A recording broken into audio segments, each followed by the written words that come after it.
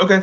Well, we're back for all new, all different Baltimore Ravens this year in 2019. It's no longer Vincent's Joe Flacco led Ravens from 2008 to 2017, 18, I guess. It's now Lamar Jackson. It's a completely different team. So let's kick it off with the draft. What do you guys think on? Let's just start with the offensive draft players. We got Marquise Brown, we got Boykin, um, Ben Powers, I believe, and we got a few other guys. So, what do you guys think of what they did offensively in the draft? And now, if you want to kick it off, what do you think? Um, I mean, I like it. I mean, I like the picks offensively. I mean, I think they're finally moving toward what the rest of the league, I feel like, or the majority of the rest of the league has been doing for years, trying to add some speed to the offense. I mean, the last few years with Flacco and the other guys that they have, it's been a it's been a bunch of who are you scared of, who are you game planning for on the Ravens offense, and the answer to that for the longest has been no one. And I feel like now, if Justin Hill, if Marquise Brown, if some of these guys can turn into football players and kind of live up to this draft hype, you've got something to worry about on the Ravens offense when you mix Lamar Jackson in there. I mean, Lamar Jackson's working hard in the offseason, and I mean, I think he's going to take a step forward this year. And when you add a guy like Hollywood Brown that can make plays after the catch, who was the last guy that the Ravens had that could really do that outside of, I mean, since Steve Smith, really? I mean, Steve Smith was kind of the last guy that could get you something after the catch. So I'm excited. I mean, I think Ben Powers is really the guy to me that's got to be a player. Ben Powers or the tackle that they signed, the undrafted guy from Texas. I mean, they need one of those guys to be a player to add to that offensive line because we can't deal with trying to fit at left guard. I mean, Bozeman, James Hurst, whoever else you want to trot out there. I mean, that offensive line. Apparently, they like Skura, so Ben Powers needs to be one of the guys on there to fill kind of the other hole at left guard. But I think everybody you've got to be excited if you're a Ravens fan. I mean, and that's not counting the kid from Notre Dame who's got some speed, who's got some size, and who can catch the football. So I'm excited for what the Ravens added. I mean, just a nice new, I think, fresh direction uh, on the offense. So hopefully everybody stays healthy and we get a little track meet this year. Okay, any Justice Hill, I know running back there. Any thoughts on him as well, adding that speed on that offense? He should be a nice addition with Mark Ingram with Gus Edwards. I mean, Gus Edwards was just a great push the pile forward style running back. I mean, he's not going to get as many carries this year with the addition of Mark Ingram.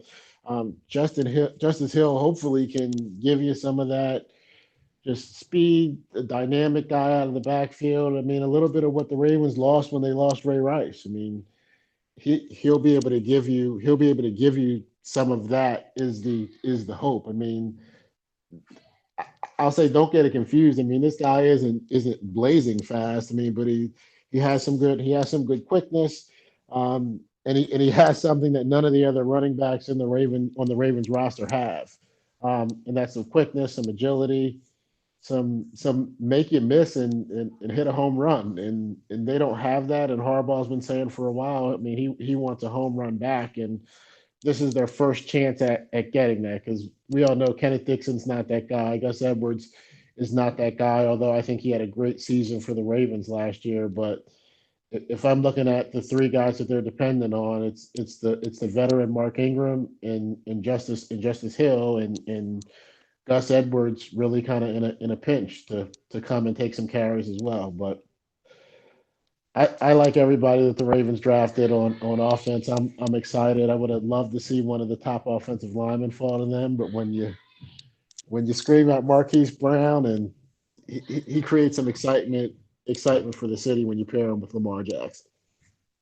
All right, Bill, what's your thoughts on just the offensive draft players? I'm excited. I mean, we added a lot of speed, which I do like. We didn't really know the direction that that the team was going to head. You know, like we didn't know exactly what the type of wide receiver they were looking for was. There are a lot of different flavors in this draft. They could have gotten a lot of different ways. And to see them, you know, take two guys who obviously stylistically are different, but both have explosive speed, in Boykin and Brown, and then to add Justice Hill on the third day, you know, like at those three positions, you know, just unbelievable speed. And that wasn't necessarily the way that I envisioned it. In fact, Rob and I talked about this. Marquise Brown was a player I didn't really want because I'm nervous about the injury history, his thin frame, et cetera, makes me nervous. I'm still nervous. I'm obviously hopeful that he's going to be explosive and stay on the field and do the things that we envision him doing. But it's a risk. It's a risk. He's already injured. He's not playing currently. He's not practicing currently. And so, you know, hopefully the prognosis for him being ready in training camp is correct and he stays healthy and he's able to be on the field. But yeah, I'm excited about the direction. I would not bet against Ben Powers winning the starting job. I think they handpicked him for the left guard spot. I don't think he was the most he wasn't the best prospect as far as guards go that was available to us during the draft. But I think, you know, he fits exactly what they want to do. He's a pulling left guard. He's really good at pulling from the left guard spot, and he's nasty, which is something our offensive line, you know, independent of Yanda, kind of lacks. Like Ronnie Stanley and Skura are both sort of like those, like the sort of heady, technically sound players that aren't going to rip your arms off and beat you with them. And we need a little bit on the left side. So I like the fit. We'll see if he is able to play. Reviews were mixed on him, but and then McSorley, I don't really know what to make of him. Like, you read the things and you watch him play, and you know he's exciting and he's athletic. I don't know that he's a quarterback. We could use him on some gadgets maybe, and if he turns into like a Taysom Hill type player where we can get some hidden yardage out of him, then great. But I mean, he's a 6th round pick, so we'll see how it goes. So you're not big into Trace? I don't really know anything about him other than he's probably not going to be a starting NFL quarterback because he's not accurate enough. He's 51% or something. Like, that's not going to get it done. All right, just asking. All right. Vince is going to be joining in a few minutes, so he'll hop on. So I guess my thoughts. I agree with you on Marquise Brown. I don't like the weight. 166. He is Antonio Brown's cousin. He's 5'10", I think 185, 188, maybe 190. I think Antonio Brown is. He's closer to that number. So you got to give this guy, I guess, a chance to bulk up. But yeah, I agree with you. He's a small guy, but he's fast. Same thing with Boykin. I like the size because now you can size up Mark Andrews, who's like 6'5", I think 6'6", somewhere in that range. And then you have Boykin, I think he's 6'3", 6'4". I think Hayden Hurst is 6'4", so they have some good tall targets to get into the end zone for a red zone threat. So I like Boykin a little bit more than I like Brown, but I think Brown will be the more playmaking wide receiver. Ben Powers, I agree with you. I don't know if he was handpicked. I think they like the Oklahoma players because they're big guys. They're the kind of guys that when I guess they played for Baker and when he was in there playing, I think he always played there at Oklahoma. Kyler Murray came out of there. So that offensive line did a nice job. I think that's one of the reasons why they took Ben Powers. So I like him getting in rotation. I don't know if he'll be starting, but rotating in, yeah, he'll definitely play this season. Justice Hill, I think we both like Justice Hill when we're sitting here. He's a fast guy outside the perimeter. We have guys who can go up the middle. Now we got a guy who can get to the outside perimeter. If you put Hill on one side, you put Brown in the backfield, plus you have Lamar Jackson, teams are not going to be very happy with that defensively. It's a good setup this year. So I guess the next question is, does speed, before we go on the defensive guys, but does speed with these guys, what does that do for this Ravens offense, do you think, this year? Al, I'll start with you. What do you think all this speed is? What is the idea with the speed on this team, in your opinion? Since we ran it so much last year. I mean, I think it's to compete to shift this team. I mean, we already see what the NFL, competition committee is doing. I mean, they're shaping this league to benefit offenses. So while I think a good defense is necessary, a dominant defense like the Ravens had in 2000 isn't necessarily what you have to win a Super Bowl. I think you need a good defense, and defense certainly works, but you need some offense to kind of get you there.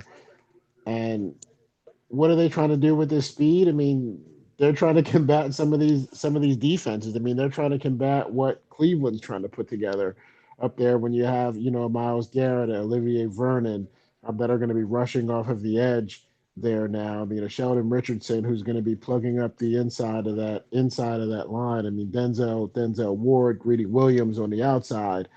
Um, they're gonna have some talent on that defense. I mean, even in Pittsburgh, I mean, I think Devin Bush should be able to help kind of right the ship there a little bit because he brings a little more athleticism at the inside linebacker spot. I think Pittsburgh's defense is going to be better this year, and the Ravens could not trot out veteran possession receivers and think that they were going to win this division again, doing what they did at the end of the season last year. I think the front office, the coaching staff knows that they need to remake this offense, and I believe that the Ravens are spending the offseason trying to do that. And when you add some speed to the speed that you already know Lamar Jackson has, Lamar can buy you time even when that offensive line breaks down.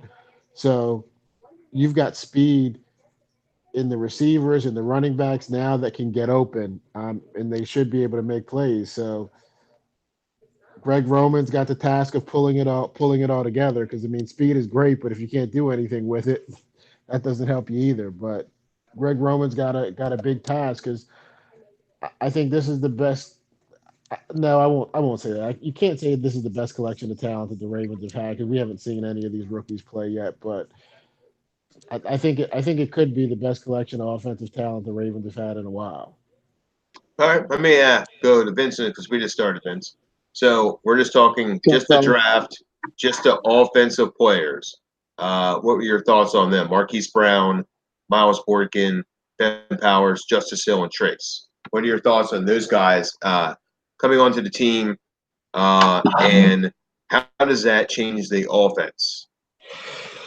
Well, I mean, obviously the theme was speed. So, I think certainly it's going to give defenses a lot to think about when you have, obviously a quarterback under center that can beat you with speed. And now you're going to have weapons on the outside and a running back that can beat you with speed. So, I think what we did and what DeCosta did that was, really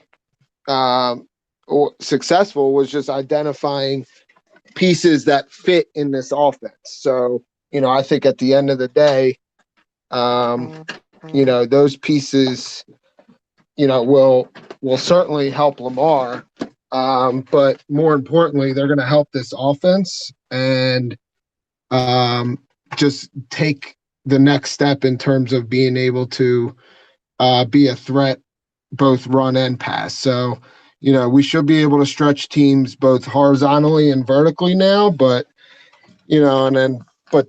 to Al's point, we can't crown anything yet because we haven't seen these guys. And, I think Marquise Brown, I didn't necessarily love him going into the draft, particularly not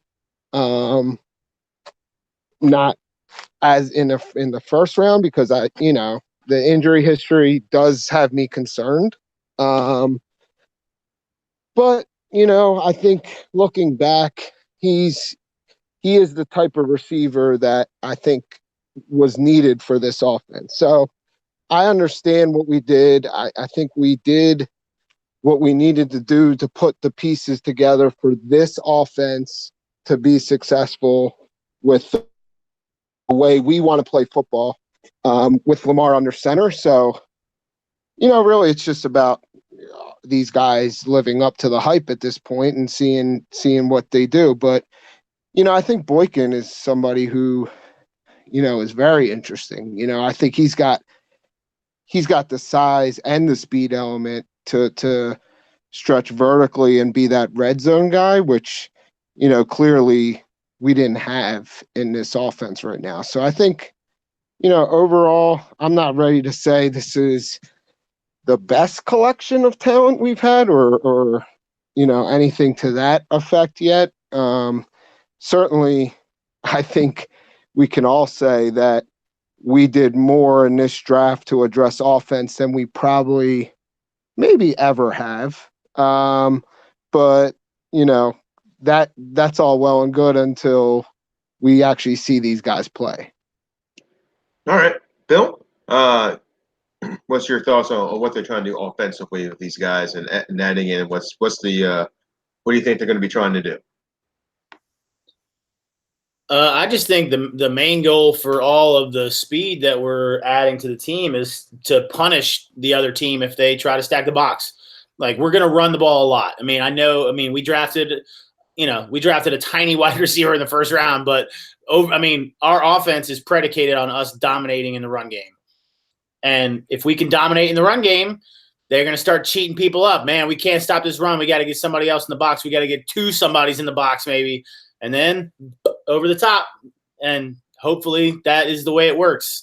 If they back up, we'll pound them with the rock, and if they cheat up, beat them over the top. Hopefully that's a recipe for success. We'll see. I like the offense, the way that it feels to me that they want to run it, by them talking about how Oklahoma runs some of the same concepts and they want to do this and they want to be fast horizontally and vertically. I love all that. Oklahoma's offense is super exciting. And, I don't know the extent to which Lamar will have developed as far as mechanics go, whether we're going to see any more of the, ground balls to the flat, hopefully not, I just hope I hope we see a very confident passer, because everything else is going to be there. He's going to run. He's going to run for 1,000,000 yards no matter what he does. Even if he's trying to stay in the pocket, he's going to run for 400 or 500 yards easy. And so, hopefully he's developed as a passer, and we're going to see this speed show up on the field. Okay. That's a pretty good assessment. I think the one thing you guys didn't say were playmakers. You haven't had any playmakers on offense in the past 5 years, I think now. Ray Rice used to be there. Playmaker, Steve Smith, playmaker. They haven't had playmakers in a while. So I think they're going to throw a good mix in here, using Justice Hill as a playmaker, using Brown. I think those are their big guys. They want to make the new kind of face of the Ravens offense.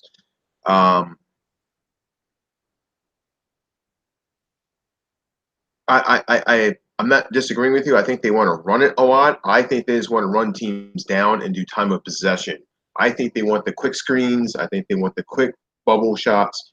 I don't think that they have an intention of throwing downfield as much as you think. I think the idea here is throw quick screens, quick passes, quick everything, and just go fast. So I'm looking at this offense for the first time as being a quick team, quick throws, because Lamar can make those throws 0 to 20 yards very easy.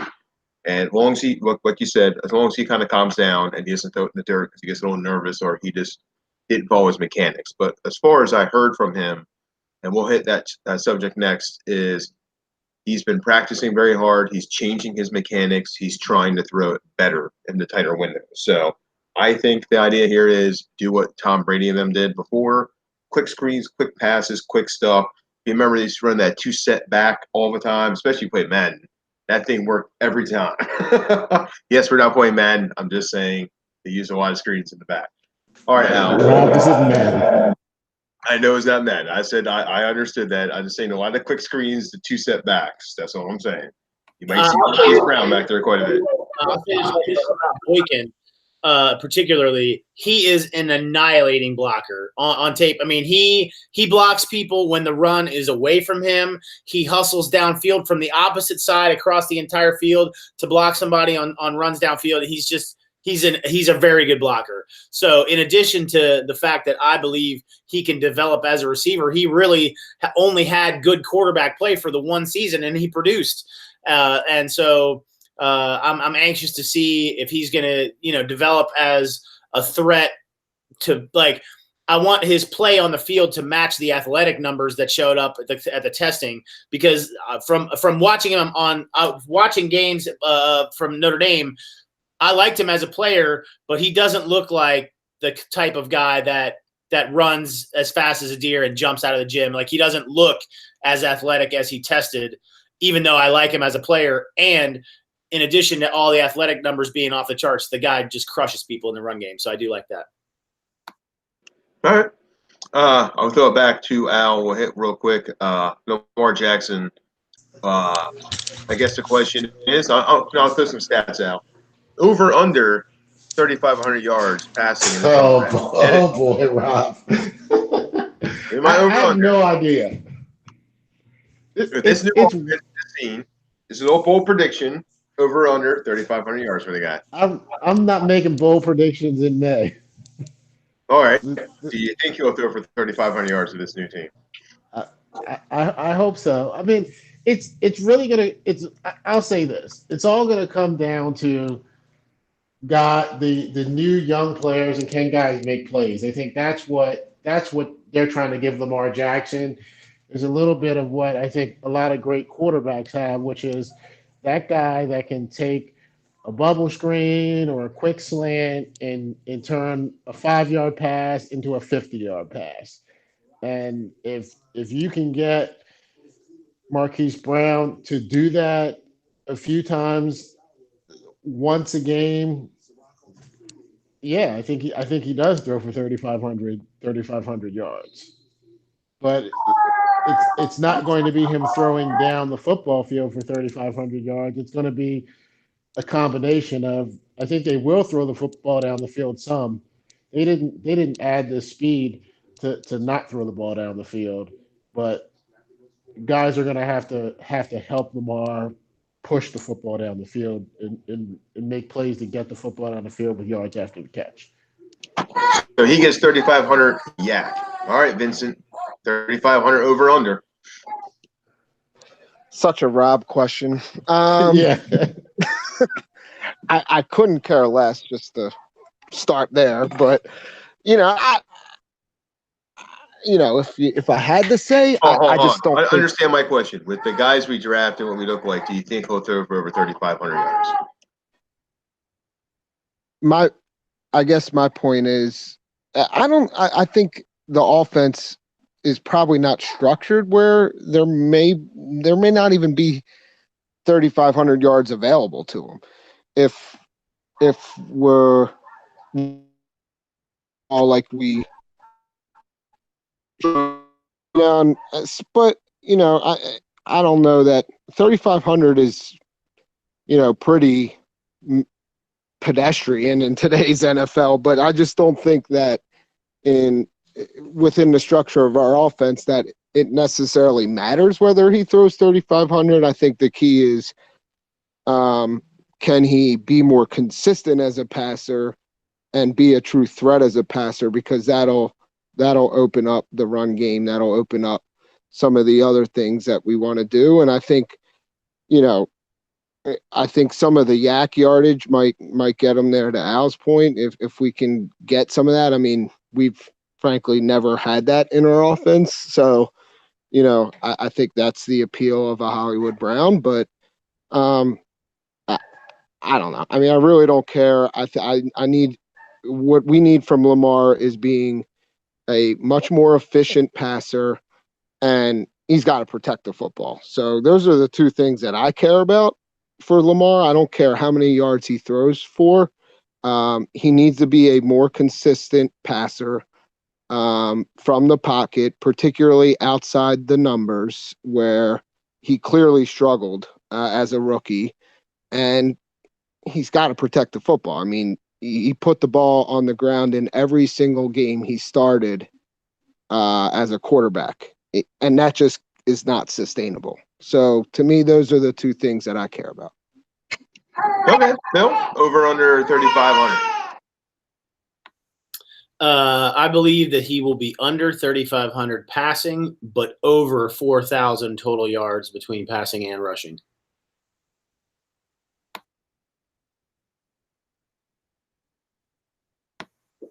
That is all. That was it. It's just a simple answer. All right, I'll go my bold prediction because you guys are always wrong. He throws for 4,200 yards plus this season. That's right. All right, let's move on to the defensive side. Al, defensively in this draft, what do you like about these guys? Ferguson, Iman, I think it was Dayon, Mack, and any other picks you kind of signed up. Defensively, how do you like these guys added to his defense? I mean, defensively, they made 3 picks on the defensive side this year, so a lot less than what you'd expect. The undrafted kid out of Miami is getting a lot of hype. So I'm not really too sure, and I haven't read into, I guess, all the whatever the off-field stuff was that caused him to not get drafted at all. But it sounds like the Ravens could have a steal with him, and he could end up being the best defensive player they took. I don't know. We'll see on Jalen Ferguson. I mean, I think the question that everyone's going to have with Jalen Ferguson is, was it just the level of competition, or is he really that dominant? And I hope it's that he's really that dominant because the Ravens picked him, but I think he would have went before the 3rd round if that was the case. And granted, guys slip into the 3rd round all the time, and can become productive pass rushers. But I think Jalen Ferguson, if you're expecting him to be an every down player to start the season, I just think we're kidding ourselves. I think the expectation for him is to come in and be a situational pass rusher, and I think that's the reason why they're sniffing around Pernell McPhee right now, because they think Pernell McPhee could probably come in and play the run a little bit. Because I don't know what to expect from Tim Williams and Tyus Bowser.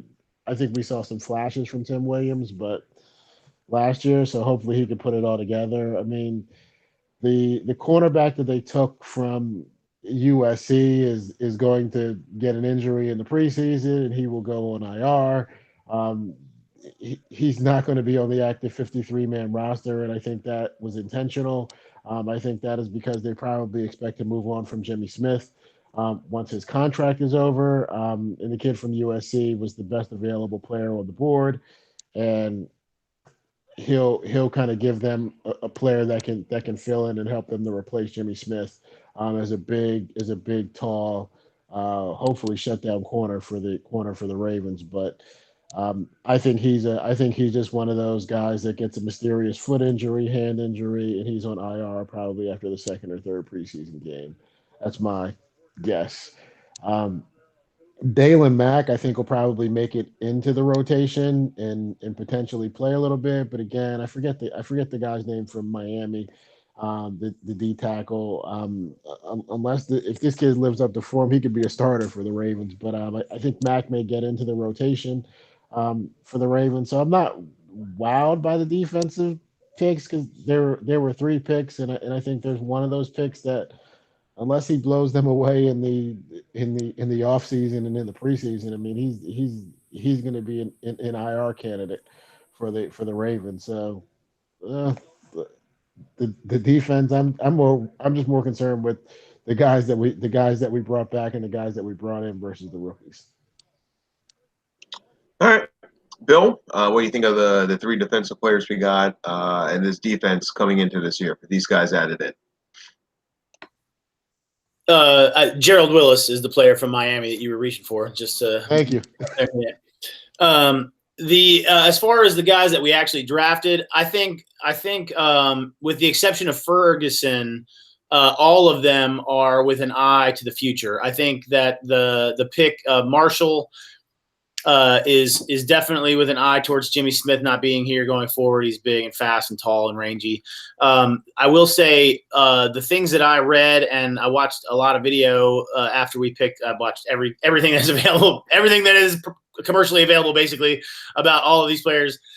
And the thing that repeated itself over and over again in the profiles and watching him play was that he's at his best coming forward. So I think maybe long-term safety prospect, possibly. I don't know what their thoughts were. Obviously you want to see him fail at cornerback first, but everything that I saw, everything I read said that basically he's excellent coming forward, a lot of pass breakups and that kind of thing, but not as good, playing over his shoulder. So, that's kind of safety to me. But I think the Mac pick I especially like because we can – I think we can pretty much guarantee that one of either Pierce or Williams is not going to be on this team next year. Williams at his contract or if Pierce gets like a mega deal in free agency. If we can sign Pierce to a reasonable deal and then trade Williams, who's probably a mid-round type value. Snacks Harrison, I think, went for a 5th-round pick, if I remember right. And that, I would hope to get a little bit more than that, maybe 4th, maybe 3rd. Cross my fingers for a 3rd. I don't know. Williams, if you could trade him, because Matt can play. And I don't know what his situation was. I heard the mental health issues or whatever. He had to step away for personal reasons, whatever it is. I don't know, whatever. But, he got himself together and went out and had an insane season. He was the number 5 overall prospect in the entire nation coming out of high school, and never really got it together. But the senior year, he dominated. So I'm hopeful. But I think he's probably – if I had to bet money on one guy out of our draft class getting the mystery IR, I would bet on Mac this year because I think it's going to be Williams, Pierce, Willie Henry, and Gerald Willis. I think is going to make this team from Miami. That dude's all dog. So we'll see. We need pass rushers in the middle, and Dalen Mack is not that. He's a run stuffer, and I think he's a replacement for either Williams or Pierce, whoever we lose next year. And then the last guy, who was the last guy? No, I covered everybody. Yeah, you got everyone. You got Ferguson. You got. I didn't really talk about Ferguson. Okay. Ferguson is Al said the same thing. Situational type pass rusher. I don't think that's too much to be expected. Suggs got 12 as a rookie, playing only on 3rd downs basically. So if we can get, 12. I don't know if I can hope for that, but if he gets 8 or 10 as a situational pass rusher, that'd be insane.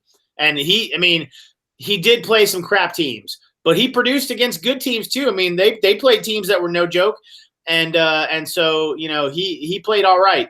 So you don't break the all-time NCAA sack record, no matter what the level of competition is, if you can't rush the passer. So I'm hopeful. We'll see how it works out. All right, Vince. Our 3 defensive players and this defense, how they add into it. Yeah, so overall, I'm pretty mixed about what we added on defense. I'll start with Jalen Ferguson. To me, I get the production. I am definitely a production over traits and combine when evaluating players, and I get that's what we value most. But I got to tell you, for pass rushers, the 3-cone drill is something I look at very closely when looking at pass rushers. It is a very predictive drill for success in the NFL for the pass rush position. The structure of the drill literally mimics the bend and the ability to turn the corner on the edge that you need to be a successful pass rusher in the NFL when you face these monsters on the edge, and you can't just beat them with power. And the dude needed 6 attempts to run an 8.08 3-cone drill when the benchmark for pass rushers is around 7.2, 7.3. Really anything above 7.3, you're starting to get into some concern. So to me, when I see a small school player, oodles of production, from what I see, he tends to beat everybody with power, which is great. In college, hey, you can overpower tackles all day long in college. But you need a little more in the NFL. You need secondary moves. You need the ability to bend off the edge. You need that quickness, that ability to get low and win with leverage. And the 3-cone drill is one that, kind of attempts to predict that. And so that's just a huge red flag to me. So hopefully I'm wrong. Hopefully it doesn't matter with this guy. Hopefully he's just one of those guys that when the lights are on and the pads are on, he's just a football player. So that's what I'm hoping for.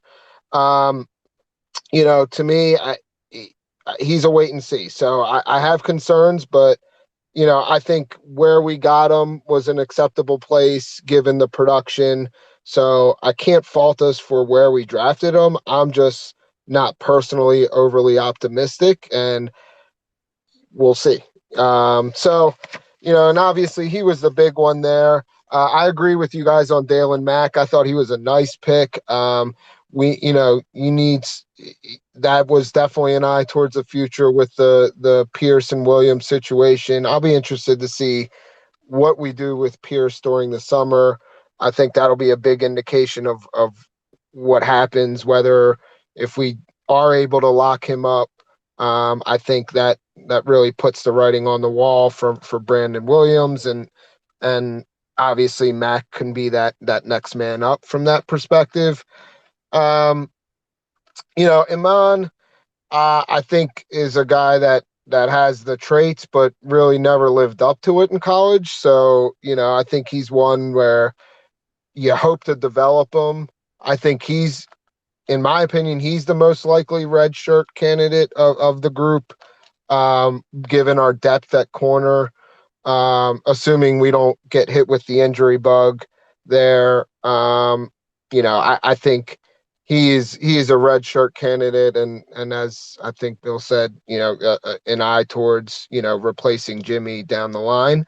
But I think there is also he does show that he might have to convert to safety. So he's more of a project.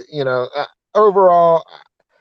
And I think you can tell based on what we're doing, what we're sniffing around in this second wave of free agency, that I don't think we're completely comfortable with where we're at from a pass rush perspective, even with Ferguson.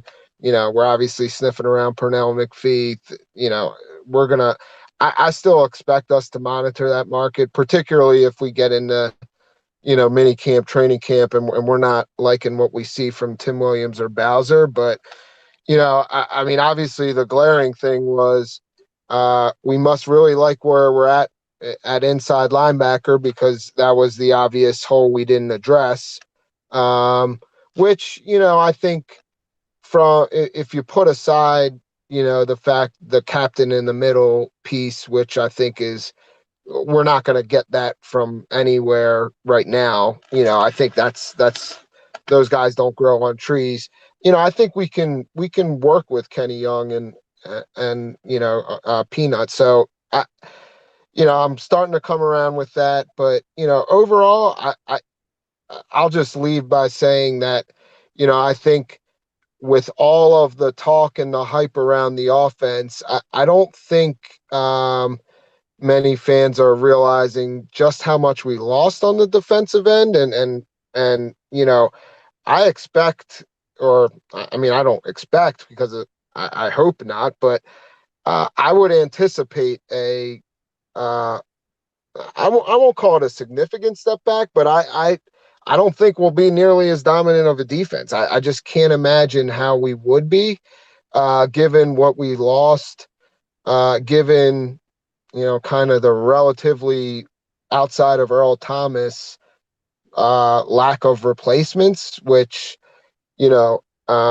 certainly he was a big one, but I do have broad concerns about where we're going to be at defensively, and and how this team is going to function within Wink's defense and what Wink's defense demands of its players in terms of being able to uh, make checks at the line, get into different blitz packages, being able to kind of hide what we do and kind of have a multiple look where offenses don't know where we're coming from. You know, I don't know how we're going to do that. Even with the Earl Thomas, he's going to have to absorb all that, and to expect him in year one to operate the mechanics of this defense and be the quarterback on the field like Eric and CJ were.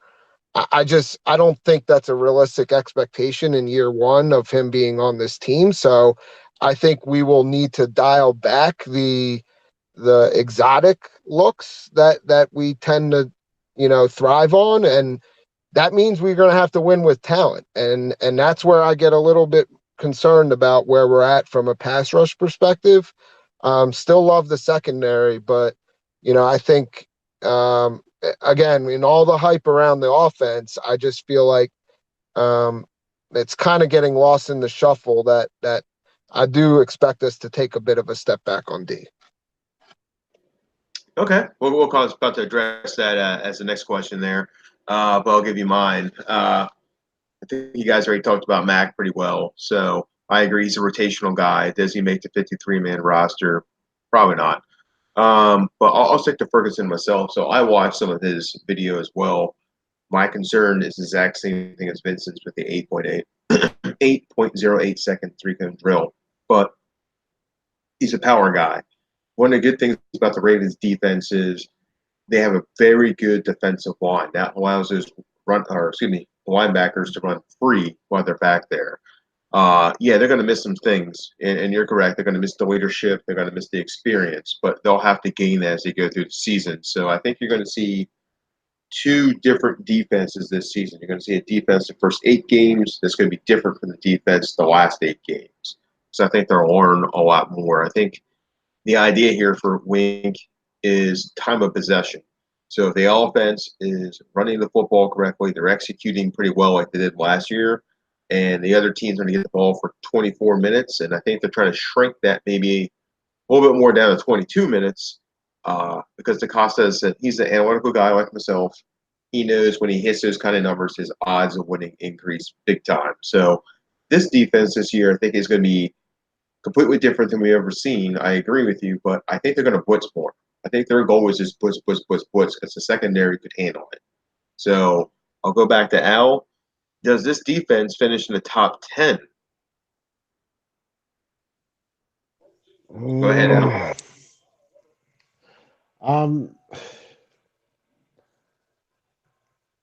I don't know. I think it's too early to say. I think that I think in the secondary, I mean, I think the Ravens have one of the better secondaries in football this year, and it's deep.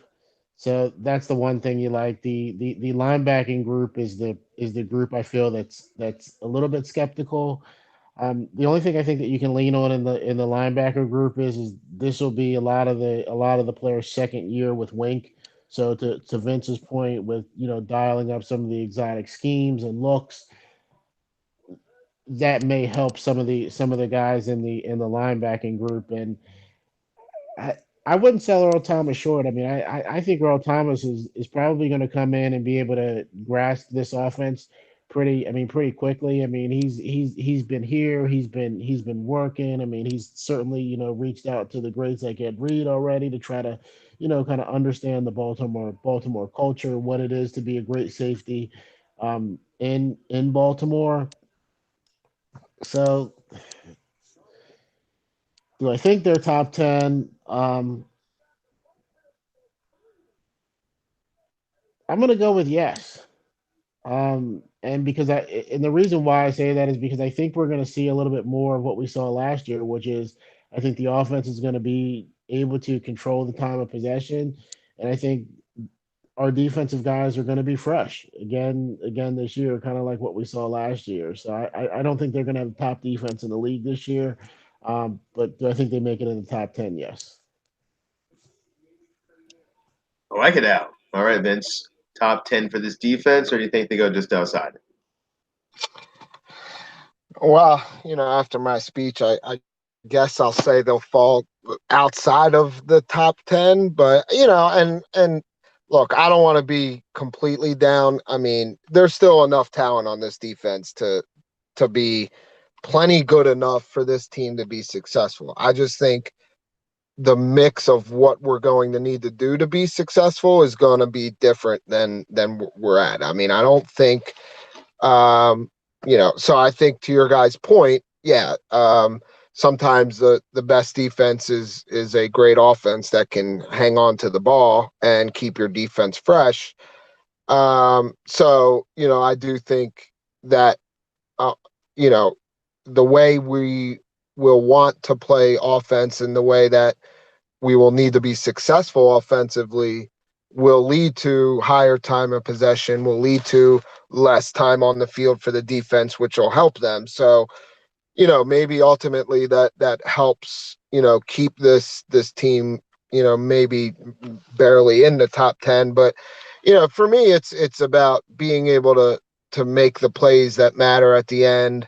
And it's all comes down to the pass rush for me. I mean, I think we can win. The secondary is probably the top 5 in the league. I would imagine. I don't think I could name 5 better off the top of my head. And Earl Thomas absolutely will bring the leadership, and I think he definitely will learn the playbook and be that quarterback on the field. I just feel like you need that on multiple levels. So to me, it's, can a guy like Peanut really step up and be that guy? I don't know. Maybe. Kenny Young in year 2, maybe a little too much to ask. And so we'll see there. But you also can't discount Suggs. I mean, his ability to read the formation and understand what offenses try to do, particularly in the AFC North, that he just knew everything that was going on with our AFC. He understood everything that Big Ben wanted to do. He understood everything that Andy Dalton wanted to do. Suggs's impact was seen the most in our divisional games when he was able to anticipate, get our guys in the right position, and kind of win with his mind, even as his physical skills were declining. So, we talk about the loss of CJ and the loss of Eric. Suggs is just as important when you're talking about being that quarterback on the defense, being that guy that can anticipate and read what the offense is trying to do and make those heady type plays. So you're talking on all 3 levels. We lost that kind of mental ability to process things on the field. And, in a lot of defenses that might not matter, but in our defense, it does. So, at the end of the day, I just think it's a lot to overcome, and it's a lot to ask of these guys, these younger guys to say, not only do we need you to step up and be, capable of being an every down player like a Tim Williams or a Bowser, but oh, by the way, we need you to diagnose, we need you to be multiple, we need you to hide our blitzes, to be able to show late, drop out of blitzes as needed when you see something. So, those are the things to me that, you'll never see on a stat sheet, but that's what we lost with losing those 3 guys. And I just can't sit here today without seeing this defense on the field and say we'll be fine and definitely top 10. Okay. Hey, that's fair. It's right now, right? You might change that opinion later on. All right, Bill, top 10 defense or just outside? Yeah, I'm gonna go. I'm gonna go number 8. I'm gonna go number 8 overall defense. I think we are in the top 10. I do think we take a step back, and I agree it's because of Suggs. I think actually Thomas is an upgrade on Weddle, and then I think that C.J. Mosley was a terrific player, but he wasn't a complete player, and he's certainly not worth the contract he got. So, I'll roll the dice with what we had. I would feel more comfortable if we had come out of the draft with a player in the inside linebacker spot that was sort of, had potential. But I'll roll the dice with those two guys. I do think we're going to feel with Suggs, even if we are able to get either Williams or Bowser. I think it's going to be Williams to step up and play. And I know that I have said this before, and it's probably beating a dead horse, especially after the failed Kamale Correa experiment. But I think Bowser has potential inside. If they move Bowser to the inside, he was a multi-dimensional player at Houston, and he hasn't done anything as a pass rusher from the outside in the NFL, despite being active in a number of situations and being on the field. I don't remember him ever really making a play that I was like, wow, Bowser, maybe the very first year, like the first couple games as a rookie, he did a couple things that I was like, yeah. And then since then, I don't know. So I'm a proponent of moving Bowser to the inside, letting Williams on the outside, and Ferguson as the situational pass rusher. But I do think we're going to be all right. I think we'll be 8 overall. I just think we're going to have to do it a little different. Suggs was such an animal in the run game, like so underrated as that type of player, obviously because he put up pass rush numbers, but Suggs is an unbelievable player against the run. And we're definitely going to miss that no matter who steps up, because Williams isn't that type of player. He's not, he's not a nightmare against the run. He's a thin, track type, bendy athlete. Ferguson is more, he's huge, but he's not really, from all reports, I can't really say I've watched any Louisiana Tech games. I watched his highlight films, and highlights jump out at you. But people that know a lot more than I do say that he's not great against the run. So we'll see.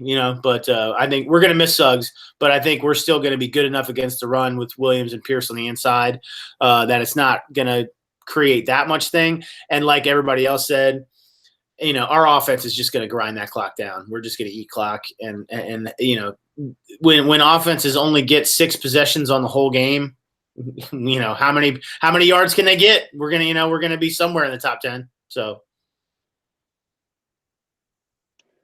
All right. Let me ask you a question there. And I'll go to my defensive thing in a second. Sacks over under 30, Bill, for this defense, over under 30 sacks. As a whole team? Of course. Yeah, I'll go over 30. I'll say over 30. Vince, real quick, just over under 30 sacks. Push. Yeah, well, the Vegas guy. All right, now. I'm over. I think with what they lost with Suggs, with Za'Darius, I think that would have put them at roughly like 24 sacks from last year without those guys.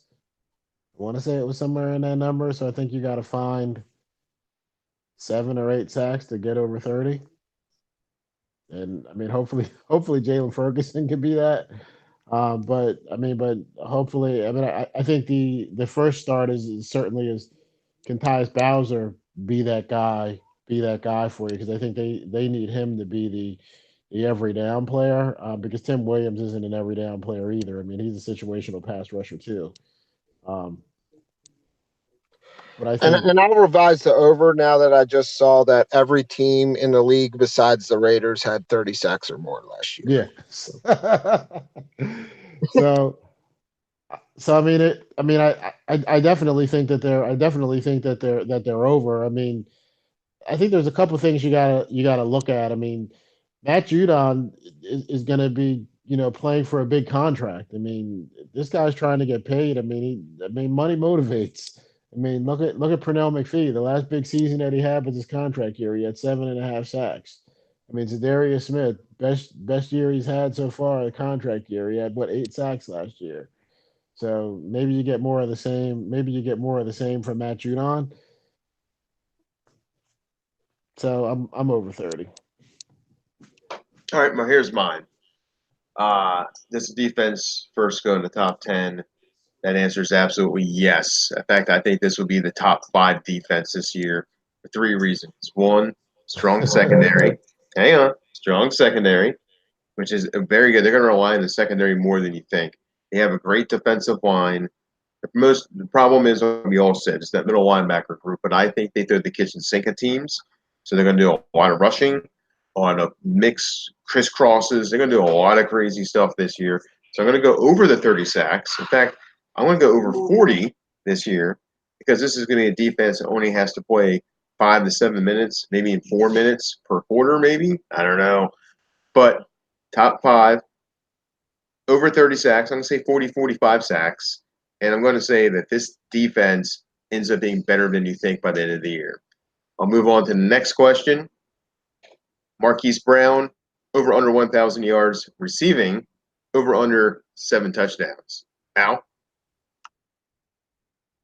I'm going under. I just don't think he's a 1,000-yard receiver in his first year. He hasn't. I mean, he's not participating in OTAs. I mean, I think all signs point to him being ready for training camp, but he's missing valuable time right now as a rookie that he can be working with Lamar Jackson. So I'm over him. I'm under on both. Okay, under on both. All right, Vince? Yeah, this is an easy one under. I don't think this offense produces 1,000-yard receiver. To me, I think we're gonna the way we win is spreading the ball around, being multiple. I think with all the tight ends that we're going to utilize, hopefully get some more backs out of the backfield catching passes. And I'm just going to continue to say Chris Moore's name until, I'm going to will him to a starting role and a big factor in this offense if that's the last thing I do. All right, Bill, over under 1,000 yards. Marquise Brown, over under 7 touchdowns.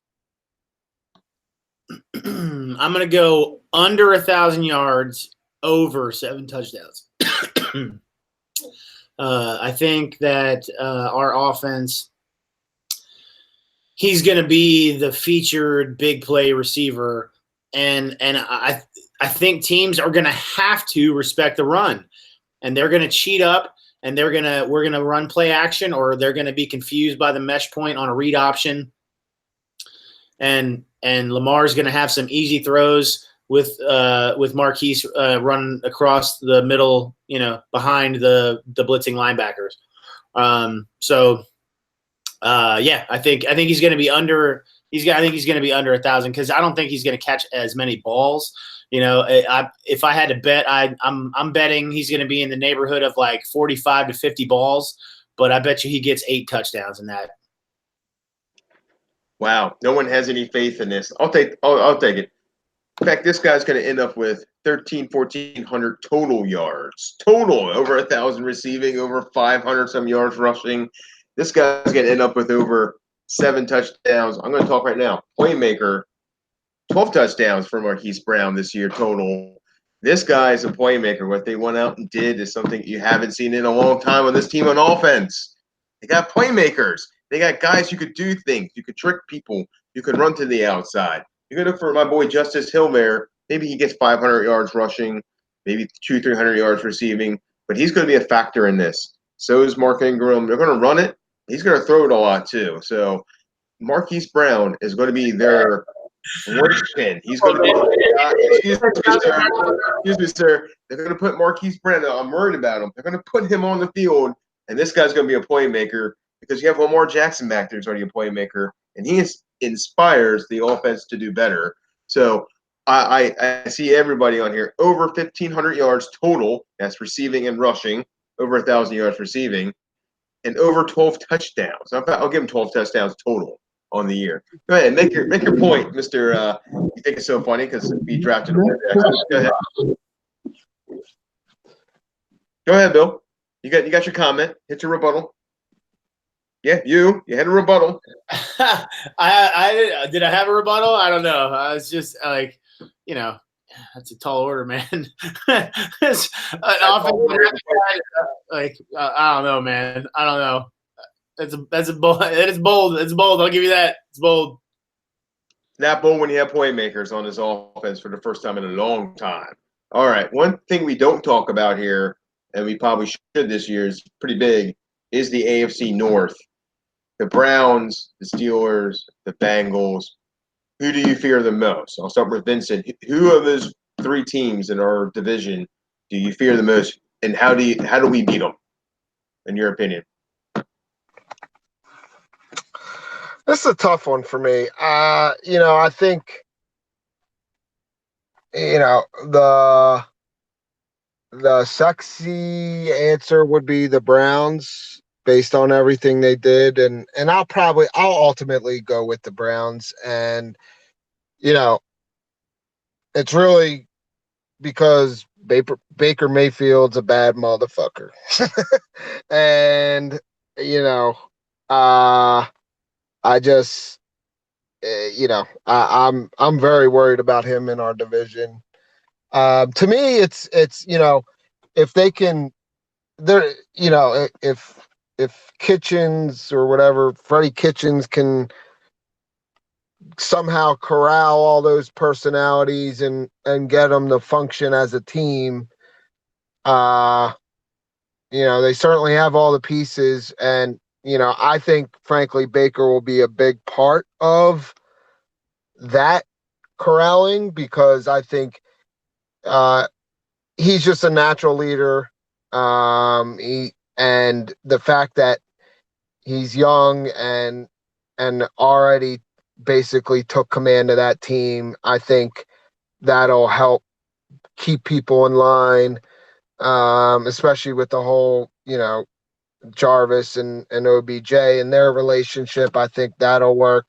I still think I got a lot of questions about them on defense still, but looking at the other teams, the Steelers just look like a mess to me. I mean, they'll figure out a way to be in the hunt because they always are, but I just, maybe this is the year that they won't. Maybe this is the year it implodes and Tomlin gets run out of town, and maybe, I just there's just something fundamentally wrong about their locker room, where they're at right now.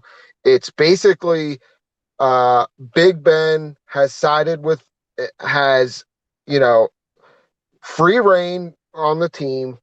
Ownership has essentially handed Ben the keys and said, here you go, buddy.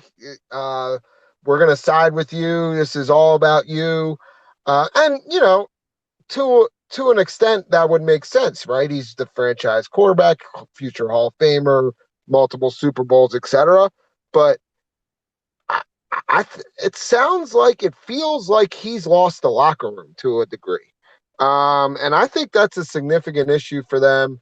The Brown thing aside, I just think there's just a lot of things going on there that it just doesn't add up. And at some point, the house of cards has to come down. And I just feel like maybe this is the year that it all comes crashing down. But more likely, they will find a way to be in the hunt because they always are. But, and then you look at their defense, and Devin Bush helps a lot, no doubt. But is he in year one going to be that guy? I think he is. He brings certainly a speed element to that defense that they just were sorely missing. And I think that ever since the Shazier injury, they haven't been the same. So I think that helps stabilize things a little bit. I still think their secondary is trash though. So I don't see it. I don't really know what to hang my hat on with them other than it's the Steelers and they're always in it. So And I don't need to waste any time on the Bengals, to be honest. They're a disaster. They should finish dead last. I'd be shocked if they didn't.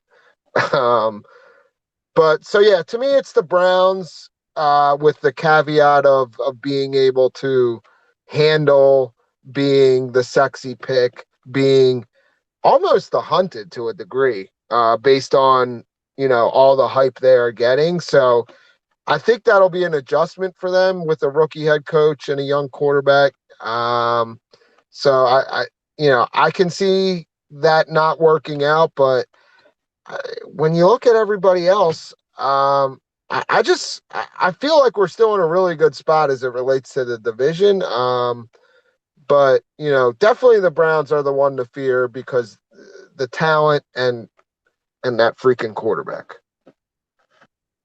That freaking quarterback, Baker Mayfield. All right, Bill, you're up next. Who do you fear in the AFC North, and how do you beat them? I mean, the Steelers are going to have a chance as long as they have Big Ben. He could play. He could sling it. They have targets. They drafted Washington last year. They drafted another guy this year. They still have Juju. So yeah, the Steelers are still good. The Browns offensively are obviously, if you don't score against them, you're not going to win. They're going to score points even against a good defense. They're just going to move the ball. They just got too many weapons, and but their defense is suspect, in my opinion, still. Although getting greedy opposite Denzel Ward is a big get in the second round for them. So, yeah, I would say the Steelers and Browns are scare me about the same. I think those three teams, like our team, the Bengals are terrible. So the Bengals are terrible. And probably our three teams are going to be about evenly matched. I wouldn't be surprised if there were, all three of us were at the end of the year jockeying for like that 10-6, 9-7, which one of us is going to make the playoffs type of race. Okay, but how do you beat them? That was part of my other question. Is there anything? How do you beat them? You just got to score more than the Browns. You got to display Steeler Raven football, run it.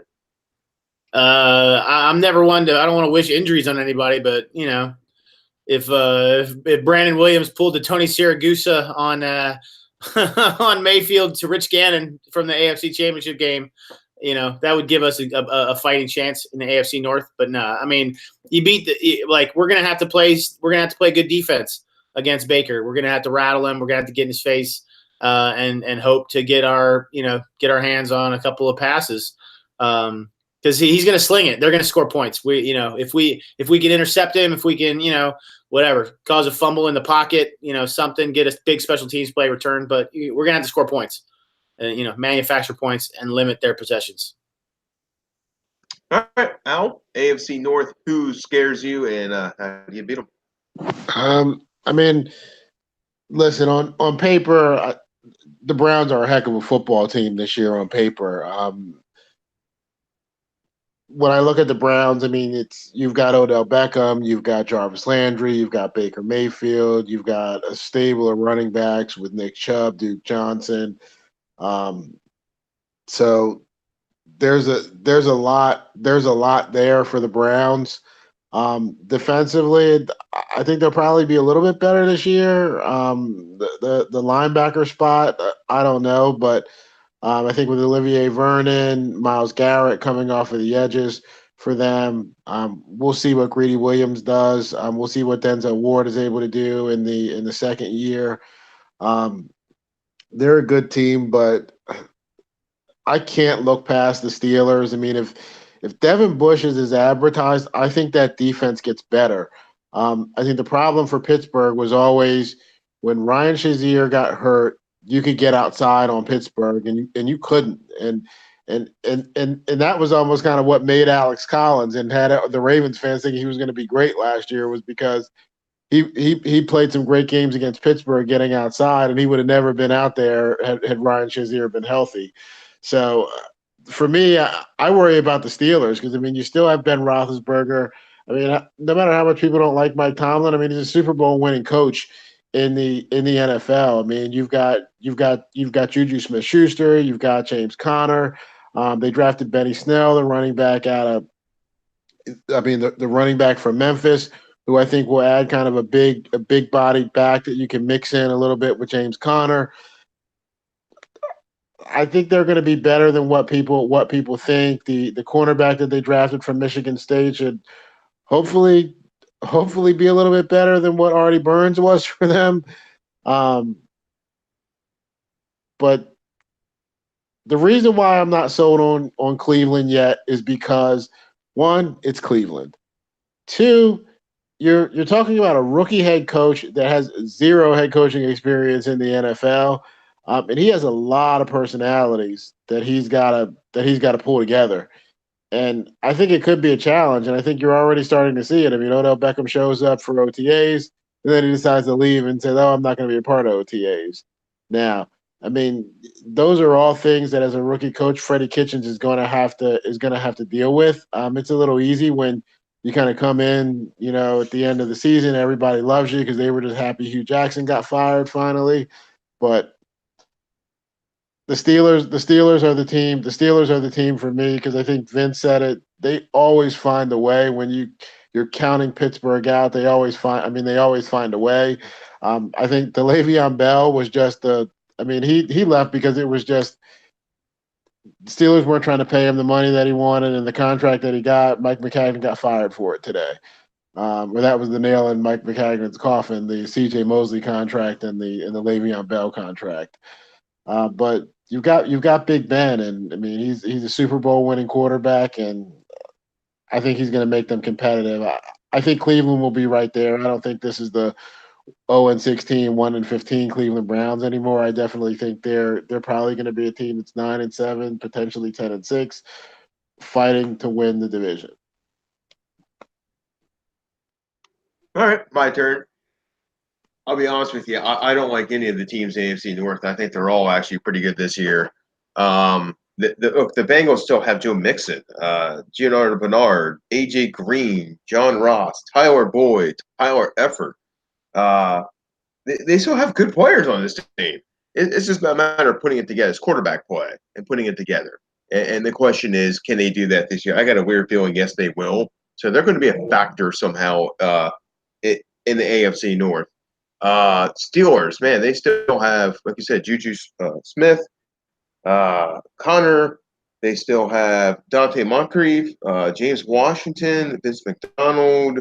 They still have good offensive players. Now, they're not known greatly by name yet, but they haven't had a chance to really blow up. So the Steelers are still going to be really good. We only know about the Browns. I think the Browns collapse upon themselves some point this season, maybe between week 7 through like 12. They'll probably lose some games. They'll have some problems. And so I'm so worried about the Browns. Don't get me wrong. I just think they'll collapse at some point. But I think all three of these teams should be feared. This is going to be a tough division this year. This is not going to be easy. And looking at what we're doing is we're trying to get fast and get playmakers and just get guys to make plays. That's what we've always wanted them to do on offense, not be this, hey, let's throw it 5 yards on a 3rd and 12. Like, that's ridiculous. We want playmakers. And they went out and got some guys in this draft who they think can be playmakers coming up. So this draft is huge to get these guys to football, to spread the football out more and get them more to, you're right, throw the football better. So I think for us to win this year, we're going to look at, we want to crush it in time of possession. We want to be 34 to 40 minutes per game. And we don't want anybody else to get the football because, hey, your offense, it might be better than ours, but if they're not on the field that much, you can't score.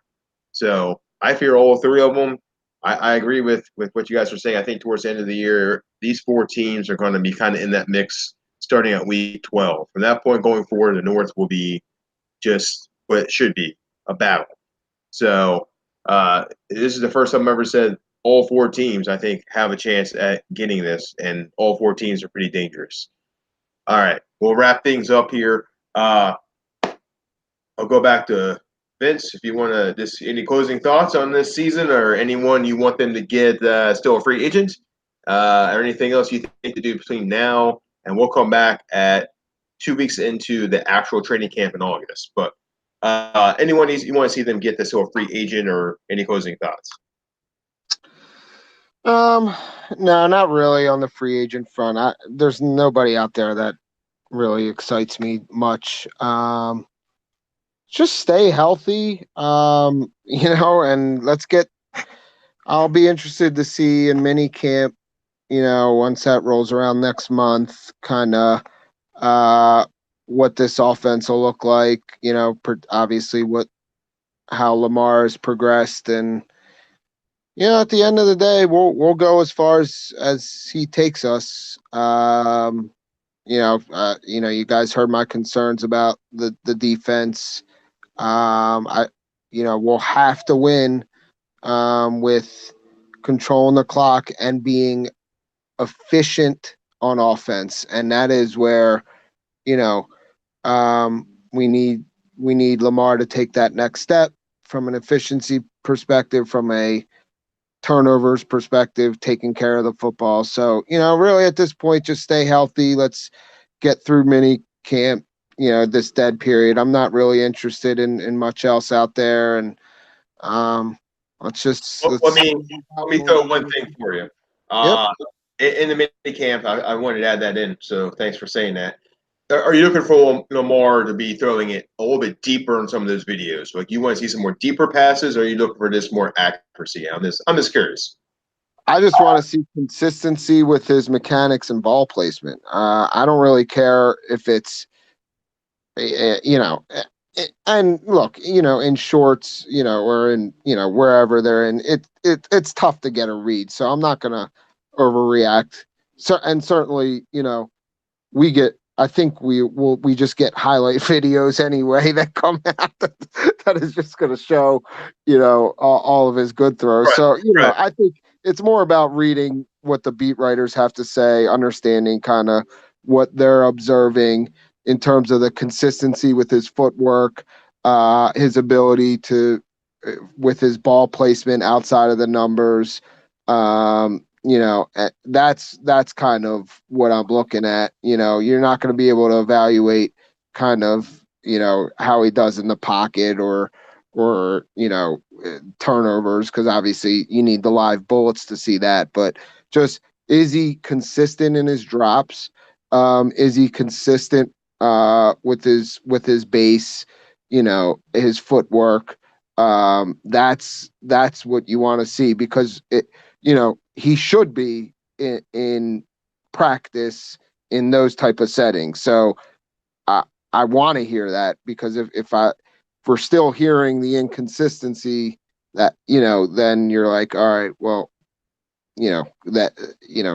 have we seen, are we going to see that progression? But, I don't get worked up generally over much that happens before training camp. So my main theme is stay healthy. Okay. Didn't know if you want to say anything. Al, anything in minicamp, any closing thoughts you want to put out there? Anyone free agency you like to see us get? Free agents, no. I think the only guys I'd like to see is if there's a surprise cut,